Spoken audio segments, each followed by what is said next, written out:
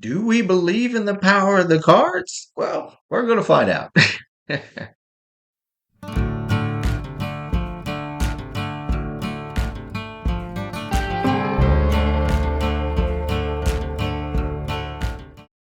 Hey there, everyone. Welcome back to the show. It's Sunday, and that means we're going to be diving into some solo play. We're going to roll some dice, and for today's episode, we're going to flip some cards. That's right, everybody. We're diving into Cardmaster, that obscure attempt from TSR back in the early 90s to bring AD&D 2nd Edition to you via a deck of cards. I did a big deep dive on it on Tuesday. Go check it out if you got any questions. Well, we got our rule book, we got our monster deck, our treasure deck, our location deck. We got a plethora of dice because we're going to need them. I think we're ready to go.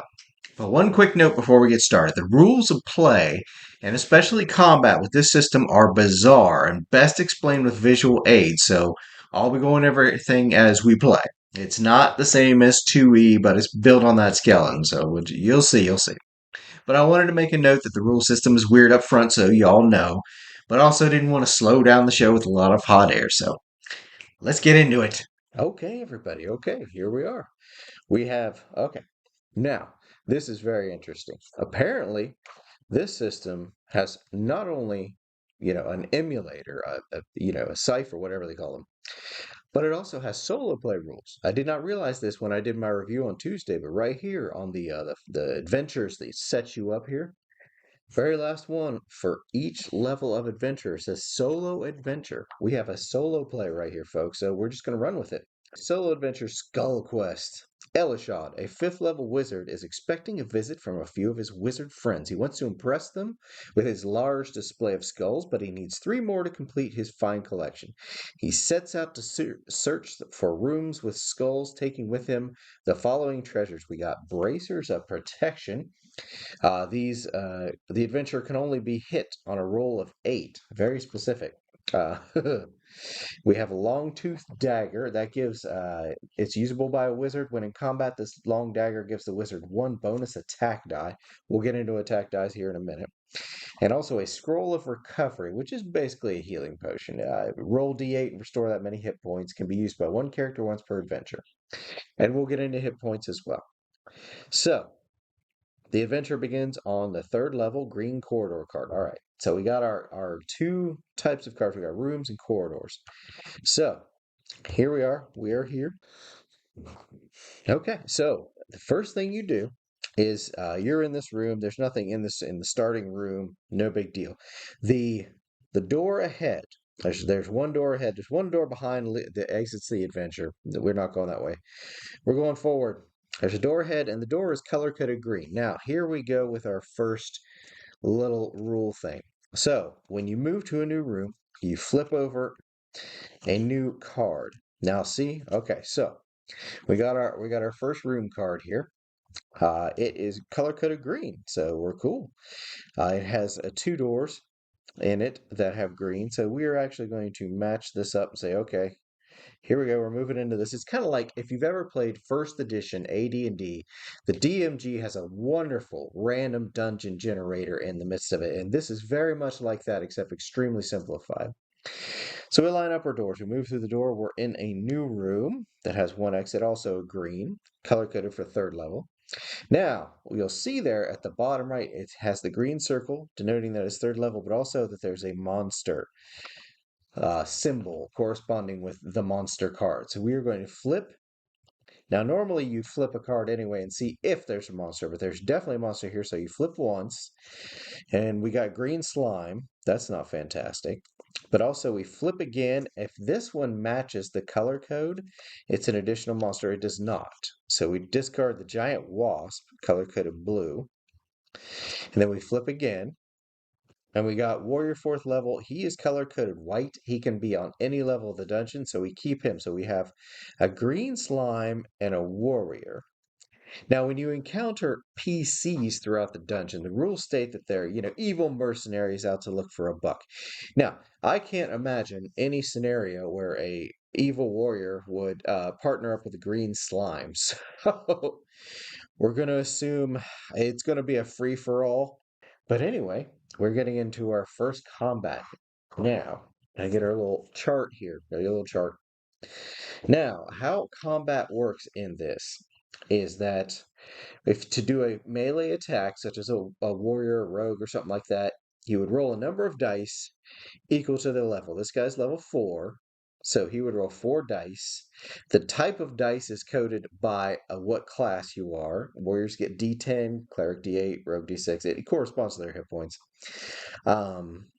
And you would hit.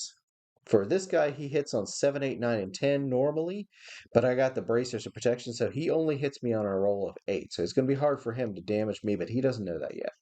Obviously, the slime has 2 hit dice, so he will be rolling 2 dice. Monsters always roll d8, corresponds to their hit points. And spells are a little different. When you cast a spell, now he has a number of spells. He has 4 first, 2 second, and 1 third level spell. When he casts a spell, he rolls a number of dice equal to his level, so it's 5. The type of dice that he would roll isn't just straight d4 on all of them. For the first level spells, it's d6. For second, it's d8. And third, it's d10. So you'd roll bigger dice, the bigger the spell slot you burn. Once you burn a spell slot, it's gone for this game. And you got to get out of here and come back again some other day. I'm going to set out our chart. We got Pumpkin here to help.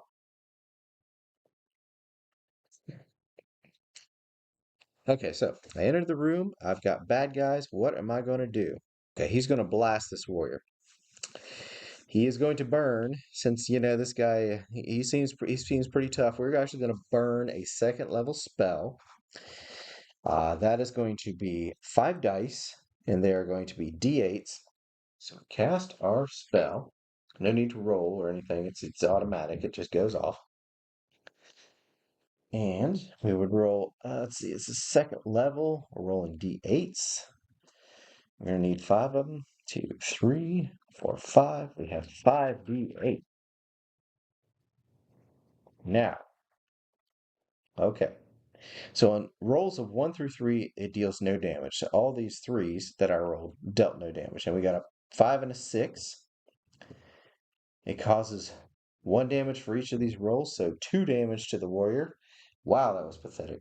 Now, in Cardmaster, the wizard, the spells the wizard use are all generic. They're just magic bolt or whatever you want to term them. So I zapped the guy. He doesn't seem to notice all that much. Now it's his turn. So, well, we drew the green slime first. We'll let the green slime go. Okay, a monster. He's going to roll 2d8. He's red for the bad guys here. Now, this is only going to hit on an 8 because of the bracers I have. A 2 and a 2, no good. Now, it is the warrior's turn. The warrior is rolling 4 dice, but he needs an 8 to hit. We got a 6 and a 6. We got a 7 and a 1. Miss, miss, miss, miss. So he deals no damage to me. All right, we go to round 2. Spells don't seem to be tremendously effective. So I'm kind of wondering if I should, let's try the melee. Let's try melee with the wizard and we'll see what happens. So he's going to roll d4s because that's his hit dice. And he is 5th level, so he's going to have 5 of them. And he hits on a 4. So he's going to try to stab Mr. Warrior. His 5 dice. And he has 2 1s, a 2 and 3, and a 4. He actually hits and deals another point of damage to the warrior. This might take a while. Now, back to the warrior. The green slime. Green slime's trying to hit Elishad. 5 and a 4. That is not going to hit. The warrior rolls his 4 dice. He has a 7, 3, 4, and a 5. Those are all misses. So, again, next round. Rolling our 5d4 again. And we get, oh, nice, nice. We have a 1 and a 3, but we also have 3 4s. So there's 3 hits right there. Boom. Well, that significantly damages the warrior. Speeds things up a little bit. The green slime attempts to hit Elishad again. 6 and a 5 is no good. The warrior attempts to hit 2 and a 3. No good. 4 and a 6. No good. So, okay, we're gonna, that last stabbing attempt worked out really well. Let's try this again. Hooah! Well, we got one, two, two, three, but we also have 1, 4. So another point of damage to the warrior. We're just it's death of 1,000 cuts here. My goodness. Okay. The green slime swings and Elishad. 6 and 4, nothing. The warrior has an 8, a 5, a 4 and a 2. He hits. He does a point of damage to the wizard. The wizard drops to 8 hit points. So in this, the damage is always 1 hit point. That's why the hit points are so low to keep things simple. I would say to keep them moving quickly, but this combat does seem to be dragging. Like, whoo, whoo, whoo. Swing again. Oh, we got nothing but 1s and 2s. Complete whiff. Airball. No good. The slime. An 8 and a 6. Okay, he's taken a point from the slime. What about the warrior? The warrior has a 7 and a 6 and a 7 and a 4. No. So the slime has hit him. So our wizard drops to 7 hit points. That's not fantastic, but he's doing okay. We're gonna try one more stab with our long tooth dagger. If this is unsuccessful, we may try to burn another spell because this is just taking forever. We got a pair of 1s, a pair of 2s, and a 4. So the warrior is still in the game. He drops to 6 hit points. Goodness gracious. So yeah. Oh my goodness. Okay, so the green slime. Green slime's turn, 1 and a 4, nothing. The evil warrior is a 3 and a 5. A 5 and a 1, no good. Okay, now this turn we're gonna shake things up and we're gonna burn. We're gonna burn our 3rd level spell. And a 3rd level spell is going to roll. It's going to roll 5 dice of, let's see, they are D10. D10. All right. So we need 5 dice 10s here. 3, 4, 5. Okay. Now, we're trying to get some decent rolls because only 4 and above actually deals any damage. So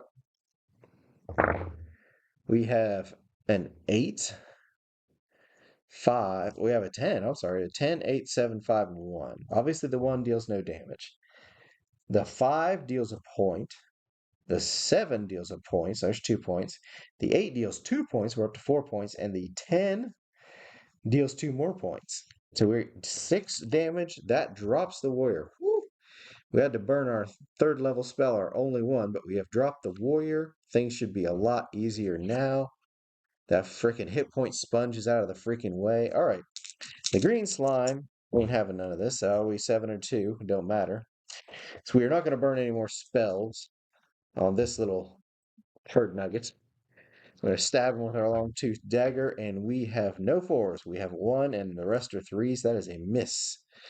Green slime swings back. 8 and a 2. He hits. We've taken another hit point of damage. We drop to 6 hit points left. Another stab. Come on, wizard. You can do it. You can take this guy out. Yes, yes, we do. We have a pair of 3s that do nothing, but we also have a pair of 4s. So green slime had 2 hit points. He's taken out. Nice.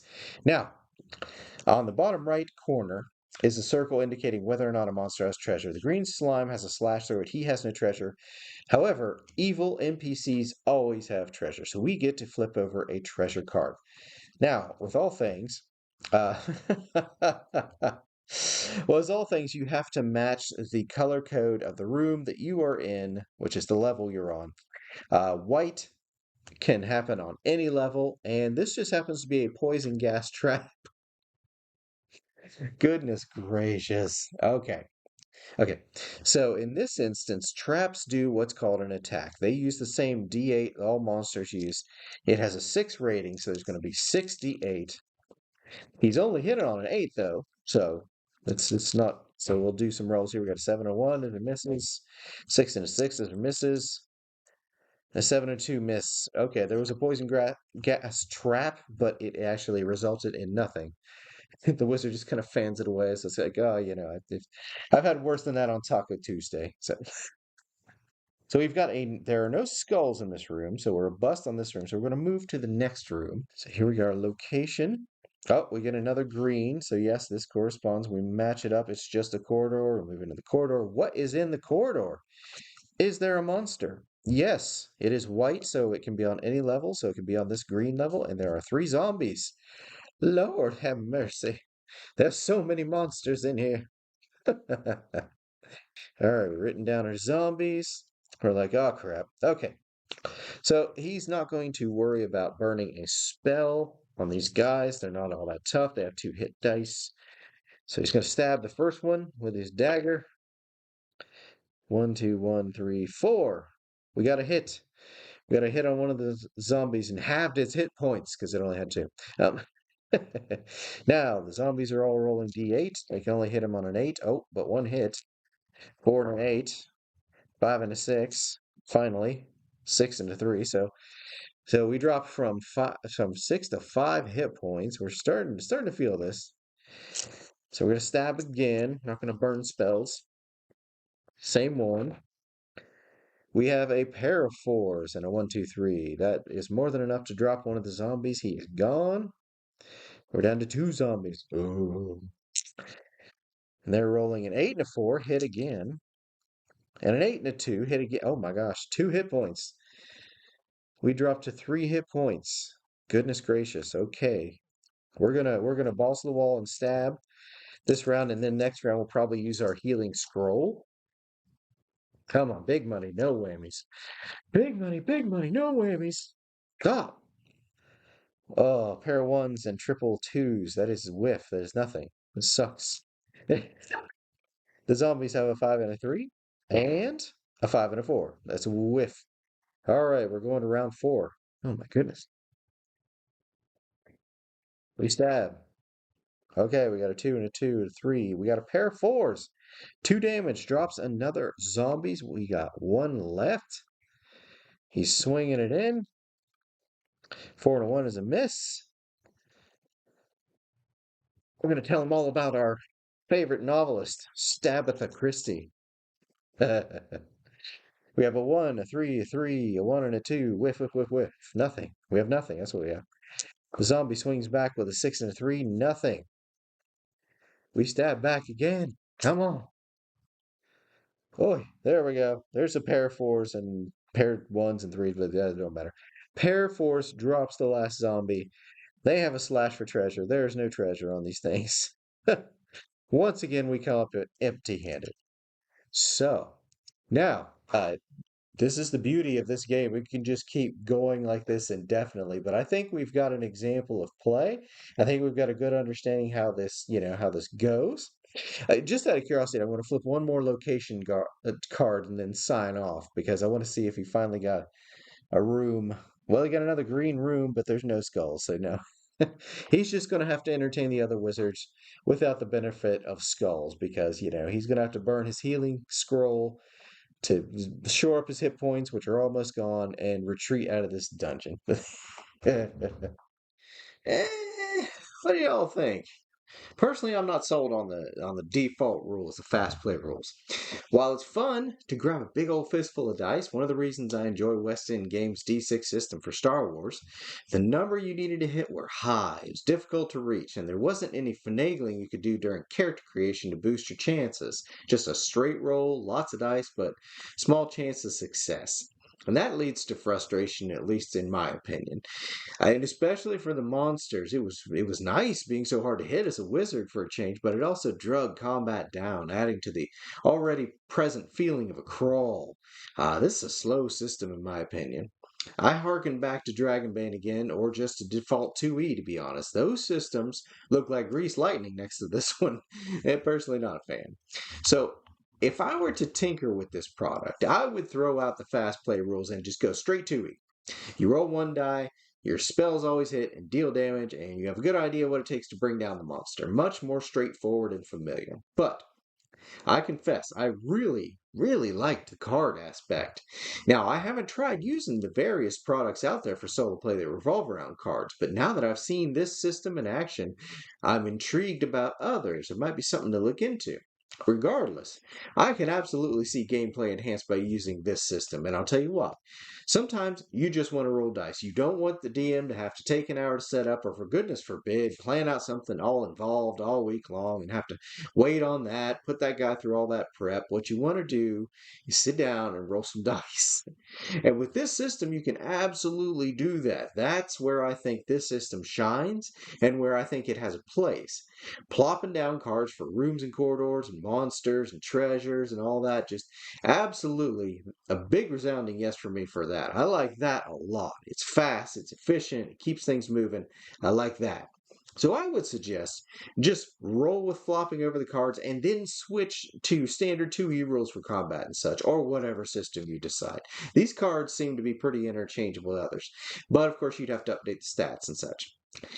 Now, it's interesting to note that the Cardmaster set absolutely does suggest, throwing the rules out and going with 2E for the dice rolling and such. So Rich Borg, the designer, I think he knew Fast Play System was going to be hit or miss with the 2E crowd, so he hedged his bets by stating you can just use standard rules.